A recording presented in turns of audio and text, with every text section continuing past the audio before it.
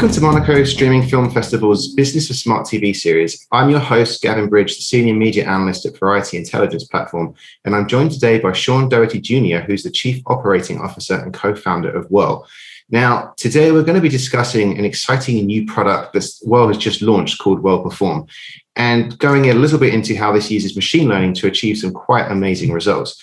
But before we get into that, let's begin with the basics. Sean, for those who don't know, what does Wurl do?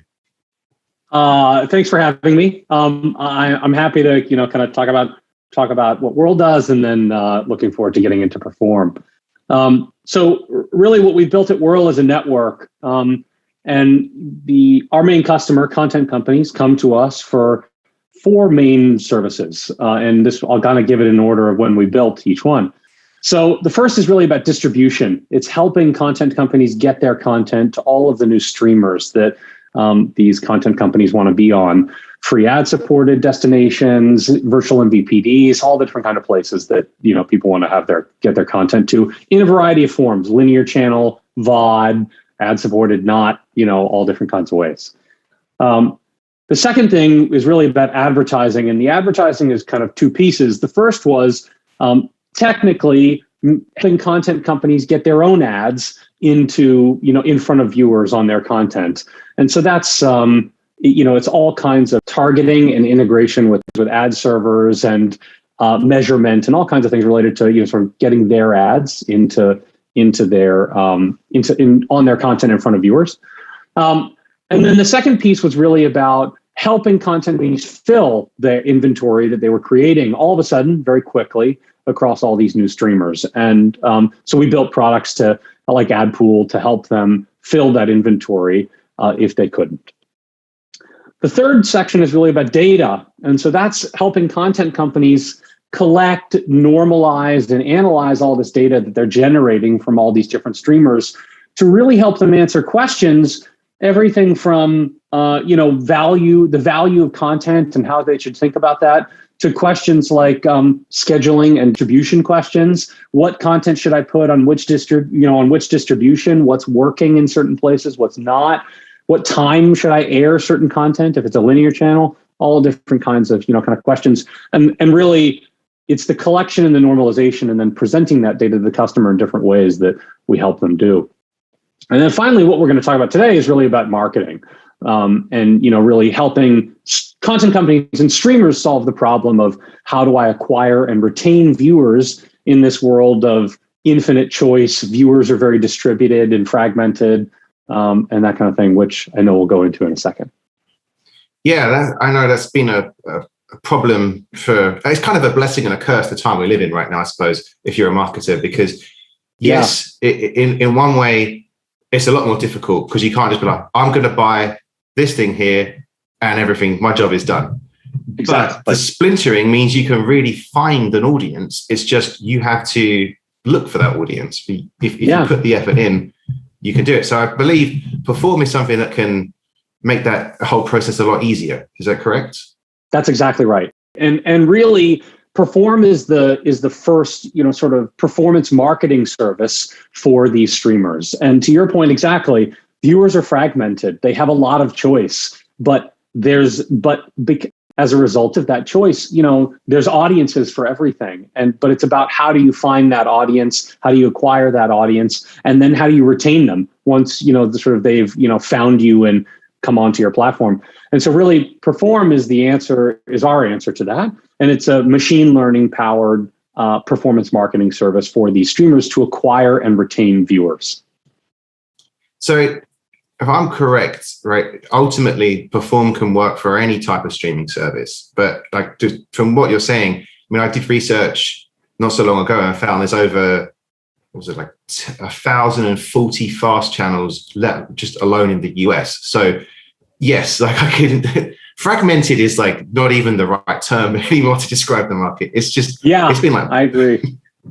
It's exploding. And the main customer for Perform is really the SVOD and AVOD apps that are out there trying to acquire viewers. We've run campaigns for fast channels, and we did a beta with quite a few fast channels to sort of work on the tech and improve the technology, and it achieved amazing results. But I think if you look at the market and you look at the amount of money being spent from SVOD and AVOD apps, really, to acquire and retain viewers to those apps. They have lots of content, but acquiring and retaining viewers to those apps, tons of money is being spent. They're churning customers quite frequently. They need methods to efficiently acquire and, frankly, efficiently acquire viewers and then retain them to both, sort of lower their customer acquisition costs and increase the lifetime value of a customer if they can do both of those things. So you're talking about efficiency. That, I think, is a very good way to bring in machine learning, because I imagine a lot of people might just know the term and not really know much else. So my basic understanding, you can correct me if I'm wrong, I won't be offended. My basic understanding is, let's say you're a service and you decide, I'm going to get an expert in to program or to buy something, or let's say to program a channel. So you get me in to program something based on some topic on variety I've done. And I'm looking at it through my lens, and everyone's like, oh, but he's an expert, he knows. Machine learning looks at everybody's behaviors and can basically achieve far more than any single person could ever do in terms of behavior-based activity. That's exactly right. And exactly to your example, you look at the world with a certain lens. We all do. We all have some sort of, perspective and bias and things like that. Machine learning tech, the advantage of it is it doesn't. It just sort of looks at, it looks at behavior, and it looks at how people do things, regardless of, kind of any attributes about who they are, or demographics, the geo. We don't, know any of that. It's really just about understanding what are people doing and what are they, and then the machine learning is really about what are they likely to do next. And so that, what are they likely to do next is really where Perform comes into play. And, by running these campaigns, these viewers or these, streamers are able to sort of tap into that machine learning potential to find those viewers that are the most likely to become viewers of their streamer. So is that what Perform does? Perform looks at viewing habits of everyone who's available to it, and then determines X, Y, and Z. If you watch this kind of thing, you're going to watch that. You'll be interested in this other type of thing. Yeah, it's basically close to that. It really, what it's doing is, as we run these Perform campaigns, and people are seeing these ads for watch so and so channel, or watch some subscribe to an SVOD service, or watch this piece of content on an SVOD service. We're measuring the results of that ad. So if 5 people see the ad, one of those people becomes a subscriber or becomes a viewer of whatever that piece of content is. We're measuring the results of of how that works. And then using that, you're then refining the targeting as you go along. So you realize, okay, well, if that person, converted to becoming a viewer, then these other 10 people, their percentage of potentially converting went up.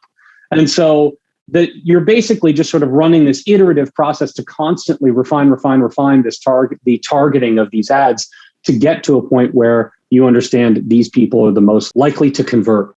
And it allows the marketer to be then substantially more efficient than just, let's run a lot of ads all over the place. Some people are going to like it. Some people are going to hate it. It is what it is. And, some, X return on ad spend. In our case, the Perform service is really achieving a kind of a massive return on ad spend, on average 4X.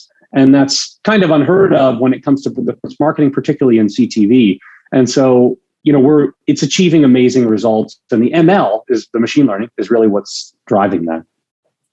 What do you think could be like some other applications you could use the machine learning that you're having in place in Perform? Like, because now you're using it for like program awareness, is that correct? Or or channel awareness?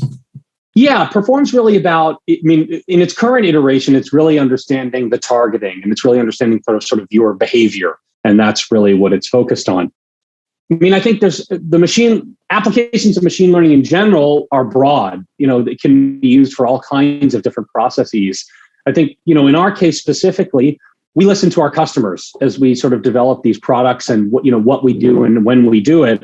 And each one, from sort of distribution to the advertising to data to now marketing, has been as a result of understanding the pain points for our customers and what can we do to sort of help them solve that problem.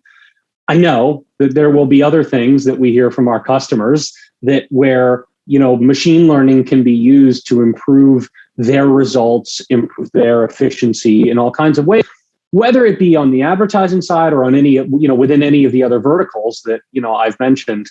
I think there's, kind of broad applications of machine learning in all of this might be a stupid question, so forgive me. What is the difference between do you remember, let's say 2014, when algorithm was all the rage, right? When Netflix was using algorithms and it was yielding all these results. What's the difference between a traditional algorithm and something that's been built with like the processes that you're using at Perform? Yeah, that's a good question. And I think the main difference is that the machine learning is iterative. It's using what happens to inform what's going to happen later or what it decides to do later. Algorithms are really used for ranking things and potentially used for ranking the correlation of you to a piece of content in the Netflix case, for example. What's your potential correlation? But what you need to do is have a machine learning system behind that such that all of the new data that you're generating on Netflix informs what is going to happen and what it's going to show you later.